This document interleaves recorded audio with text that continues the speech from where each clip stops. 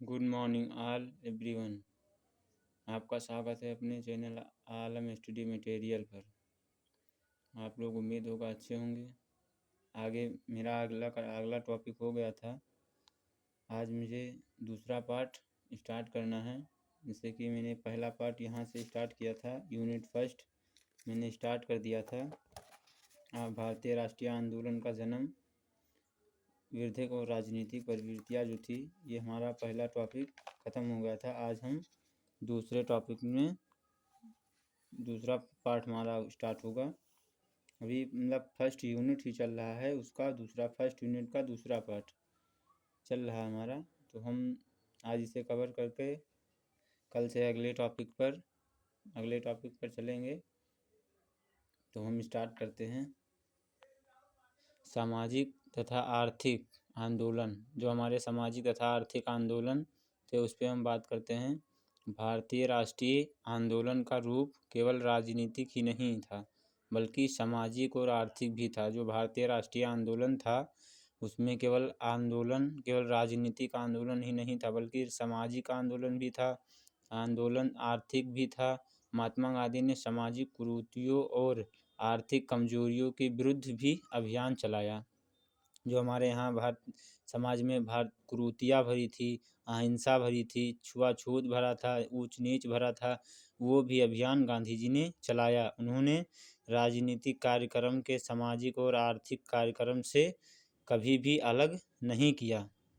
अतः आर्थिक सुधार तथा सामाजिक बुराइयों को दूर करना भारतीय राष्ट्रीय आंदोलन का एक प्रमुख अंग बन गया। दूसरा हमारा है विश्वव्यापी प्रभाव। पांचवा हमारा ये है विश्वव्यापी प्रभाव। भारतीय राष्ट्रीय आंदोलन का प्रभाव केवल देश की सीमा के तक सीमित नहीं रहा। इसमें प्रभावित होकर बर्मा, इंडोनेशिया तथा अफ्रीकी राष्ट्रों ने स्वतंत्रता की लड़ाई शुरू की। मतलब ये है कि विश्वव्यापी जो प्रभाव पड़ा, जिसे हमारे यहाँ आंदोलन चल रहा है। एक एग्जाम्पल के माध्यम से, जैसे हमारे यहाँ गांव में लड़ाई हुआ, उसके बाद यहाँ हुआ, उसके बाद देखी दूना दूसरे गांव में लड़ाई होने लगा। उसी प्रकार जो हमारे देश में जो आंदोलन चल रहे थे उनको देखते हुए बर्मा, इंडोनेशिया, अफ्रीका राष्ट्र स्वतंत्र की लड़ाई लड़ने लगी। जैसे हमारे देश में स्वतंत्रता की आंदोलन चलाया गया, लड़ा गया, बम विस्फोट किया गया, उसी प्रकार जो और देश गुलाम थे अंग्रेजों के, उन्होंने भी अपने लड़ाई के लिए आंदोलन अभियान चलाना शुरू कर दिया। लड़ाई शुरू की। भारतीय नेताओं ने साम्राज्यवाद और अपने स्वाद के विरुद्ध विश्वव्यापी आंदोलन चलाया। विदेशों में महात्मा गांधी तथा जवाहरलाल नेहरू की व्यक्तित्व का प्रभाव पड़ा। संक्षेप में भारतीय राष्ट्रीय आंदोलन के संसार के अन्य परिधीन देशों की स्वतंत्रता की आकांक्षा के प्रति सहानुभूति तथा संवेदना रही। और हमारा जो छठवां टॉपिक है राष्ट्रीय आंदोलन का संध्यात्मक रूप। कुछ विद्वानों का कहना है कि भारतीय स्वतंत्रता संग्राम को राष्ट्रीय आंदोलन की संज्ञा देना गलत है। कारण यह है कि संपूर्ण भारत कभी भी एक राष्ट्र नहीं है रहा, उसमें मौलिक एकता की सदा कमी रही, वह विभिन्नताओं से भरा हुआ है। राजनीतिक दृष्टिकोण से भी यह कहा जा सकता है कि भारत में एक सार्वभौम सत्ता की स्थापना गिने चुने अवसरों पर ही हुई। भारतीय इतिहास अधिकांश ऐसे समय से गुजरा है जबकि देश में सैकड़ों छोटे राज्य का अस्तित्व रहा। इन्हीं कारणों के आधार पर कुछ यूरोपीय देश विद्वान के अनुसार यह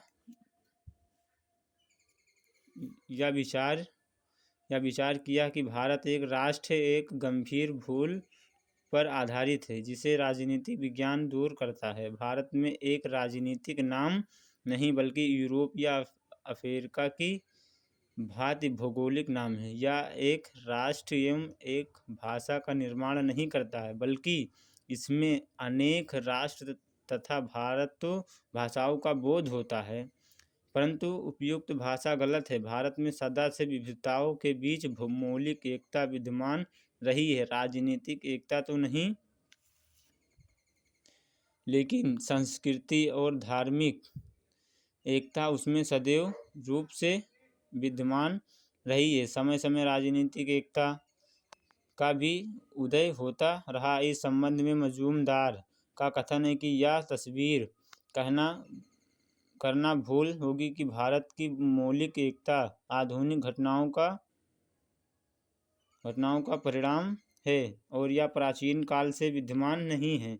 भारतवर्ष वर्ग की मौलिक एकता शीश बाल से स्पष्ट हो जाता है कि समस्त देश का नाम भारतवर्ष या भारत की भूमि है। इसी प्रकार भारत में विविधताओं के बीच मौलिक एकता यद्यपित या विभिन्नताओं धर्मों, विभिन्न भाषाओं, धर्मों, जाति तथा प्रांतों का संग्रहालय है, फिर भी इसमें भौगोलिक, राजनीतिक, सांस्कृतिक, धार्मिक तथा भाषागत एकता पर्याप्त मात्रा से सदा से विद्यमान है। अतः भारत को राष्ट्र की संज्ञा देना पूर्णतः न्याय संगत है। इसी प्रकार कहा जा सकता है कि हमारे राष्ट्रीय आंदोलन में देश के हर भाग, हर धर्म, हर जाति तथा हर भाषा भाषियों के बिना किसी भेदभाव के भाग लिया। अतः भारतीय स्वतंत्रता संग्राम को राष्ट्रीय आंदोलन की संज्ञा देना सर्वथा सही है। उनके कहने का मतलब ये है कि राष्ट्रीय जो आंदोलन हुआ, राष्ट्रीय आंदोलन संज्ञात्मक रूप से जो हमारे यहाँ देश में विभिन्नताओं से भरा हमारा वो है, छुआछूत है, ऊंचा नीचा है, जात पात हमारे यहाँ बहुत ज़्यादा था। उस समय जब राष्ट्रीय आंदोलन चल रहा था, कोई किसी का उस समय अंग्रेज थे, राष्ट्रीय आंदोलन चलाना था, हमको देश आज़ाद करवाना था। हमारे यहाँ छुआछूत जैसे परंपराओं से भरपूर था, उसको हटाना बहुत ही मुश्किल था।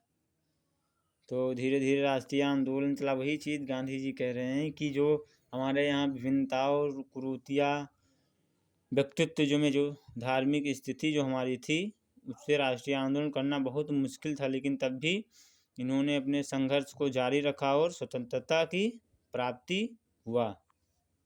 अभी हमारा जो हमारा ये था भारतीय राष्ट्रीय आंदोलन, अर्थ से बताइए भारतीय राष्ट्रीय आंदोलन विशेषताएं, ये हमारी अर्थ हो गया और उसकी जो विशेषताएं, 6 विशेषताएं इसके हैं। अब आप अपना दूसरा प्रश्न पे आते हैं।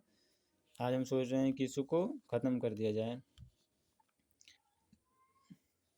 चैनल को लाइक करिए, सब्सक्राइब करिए, शेयर करिए और फॉलो करना ना भूलें, ताकि आने वाले हर वीडियो आप तक ज़रूर पहुँचे। और इसके राजनीति विज्ञान ख़त्म होने के बाद यूपीएच दूसरा मैं हिस्ट्री का यूपीएच स्टार्ट कर दूंगा। उसके बाद को करिकुलर का पेपर है जो कंपलसरी होता है, उसको भी पास करना बहुत ज़रूरी रहता है। वो भी मैं पूरा क्वेश्चन करवा दूंगा और आपके एग्ज़ाम में आएगा ही आएगा। तो इसके बाद ये ख़त्म हो जाए, उसके बाद वो हिस्ट्री का होगा। हिस्ट्री के बाद में कुछ ही दिनों में, बस 1-2 दिन के अंदर ही को करिकुलर का जो पेपर होता है कंपलसरी, पोषण एवं आहार का जो पेपर होता है, उसका मैं स्टार्ट कर दूंगा। उसका भी यूपीएच कंप्लीट करवा दूंगा और आपको ज़्यादा से ज़्यादा questions BA first year first semester में देखने को मिल जाएगा। तो अब हम स्टार्ट करते हैं। ईस्ट इंडिया कंपनी पर टिप्पणी कीजिए। आपको जो एग्ज़ाम होगा तब उसी ऐसे ही सवाल आएंगे, ऐसे ईस्ट इंडिया की कंपनी पर टिप्पणी कीजिए, विस्तार कीजिए। तो देखिए 2022 और 2023 में इसे पूछा भी गया है, इसलिए बहुत ही इम्पोर्टेंट सवाल बनता है। तो देखते हैं। ब्रिटिश ईस्ट इंडिया कंपनी की स्थान 31 सितंबर मतलब ब्रिटिश ईस्ट इंडिया कंपनी की जो स्थापना हुई वो 31 दिसंबर 1600 ईस्वी को हुई। इसे यदा कदा जोन कंपनी के नाम से भी जाना जाता है। ईस्ट इंडिया कंपनी को किस नाम से जाना जाता है? जोन कंपनी के नाम से भी जाना जाता है। इसे ब्रिटेन की महारानी एलिजाबेथ जो थी वहाँ ब्रिटेन की वो महारानी थी, भारत के साथ व्यापार करने के लिए 21 वर्ष तक की छूट कर दी। मतलब एलिजाबेथ जो थी भारत के साथ व्यापार करने के लिए 21 वर्षों तक की छूट कर दी। ये हमारे कंपनी में चाहे जो आकर व्यापार कर सकता है। कंपनी के अधिकारों को 1609, 1659, 1679, 1683, 1686 किया में इसमें बदलाव। कंपनी एक अर्ध संप्रभुत्व निकाय बन गई। इसे भारत में सैनिक कानून बनाने का अधिकार मिला। यहाँ तक कि इन वर्षों में कंपनी के कर्मचारियों ने भारी संपत्ति अर्जित की। और जो मतलब कंपनी के जो वो थे कर्मचारी थे, उन्होंने भारी संपत्ति भी अर्जित किया। भारी संपत्तियों से मतलब जो वहाँ काम कर रहे थे 21 वर्ष तक तो छूट दे दी थी एलिजाबेथ जो ब्रिटिश की महारानी थी। तो उन्होंने जहाँ वो काम करते थे उन लोग कर्मचारी थे वो काफ़ी मतलब धनी हो गए, संपत्ति अर्जित की। जब वे इंग्लैंड लौट गए तो उनकी अपार धनराशि देखकर उन्हें नवाब कहा जाने लगा। और जब वो इंग्लैंड लौटे, जैसे मान लीजिए भारत में आए काम करने, यहाँ ही कंपनी बैठाया गया था, तो जो वहाँ के अंग्रेज, इंग्लैंड से अंग्रेज जो आए थे यहाँ इंडिया में काम करने के लिए, जब वो वहाँ गए तो उन्हें धनराशि इनके पास इतना हो गया था कि उन्हें नवाब कहा जाने लगा। जो वहाँ के आम जनता थी उन्हें उन लोग को नवाब कहती थी कि अरे भाई तो आप तो नवाब है, आपके पास बहुत पैसा है, नवाब कहा जाने लगा। इसे दूसरे ब्रिटिश व्यापारियों में ईर्ष्या पैदा की। और जो दूसरे ब्रिटिश व्यापारी थे जो मतलब वहीं काम करते थे उनमें ईर्ष्या पैदा हुई, जलन होने लगा। ये तो जाहिर सी बात है, होने होगा। ईर्ष्या पैदा की गई और वे कंपनी के एकाधिकार की समाप्ति की मांग करने लगी। और जो यहाँ ईस्ट इंडिया कंपनी थी, जो दूसरे व्यापारी थे उनको ईर्ष्या हुआ, इसीलिए वो एकाधिकार मतलब सब एकजुट होकर कंपनी को समाप्त करने की मांग करने लगे। 1698 में दूसरी व्यापारी में पूर्वी एशिया के देशों में व्यापार करने के लिए एक नई कंपनी की स्थापना हुई। और जो दूसरी हमारा जो है पूर्वी एशिया है, जो पूर्वी एशिया हमारा देश है, व्यापार करने के लिए एक नई कंपनी की स्थापना का मांग करने लगे। अंत में दोनों कंपनियों की प्रतिद्वंदिता को दूर करने के लिए उन्हें मिलाकर एक कंपनी रहने दिया गया और दोनों को मिलाकर एक कंपनी कर दिया गया। 18वीं सदी में कंपनी की शक्तियों को नियमित और विस्तृत करने के लिए कई अधिकार पत्र संस्था ही नहीं रह गई। जो उसने बम्बई, कलकत्ता और मद्रास में व्यापारिक केंद्र की स्थापना की। या केंद्र छोटे छोटे कॉलोनी के रूप में थे। मतलब ये है कि जो कंपनी दोनों मिलाकर एक किया गया, वो जो केंद्र बनाए थे, बम्बई को केंद्र बनाए, कलकत्ता को बनाए, मद्रास को बनाए, ये सब व्यापारिक केंद्र था। स्थान की ये केंद्र छोटे छोटे कॉलोनी के रूप, जो केंद्र था छोटे छोटे कॉलोनी के रूप में था, जहाँ कंपनी के अच्छे से दिख रहा होगा आपको, उम्मीद है। बस आपको आगे बहुत मज़ा आने वाला है। तो कंपनी के दफ्तर थे और जिनकी सुरक्षा के लिए अलग सेना रहती थी। प्रत्येक कॉलोनी का नियंत्रण एक अध्यक्ष अथवा सब परिषद गवर्नर के अधीन रहता था।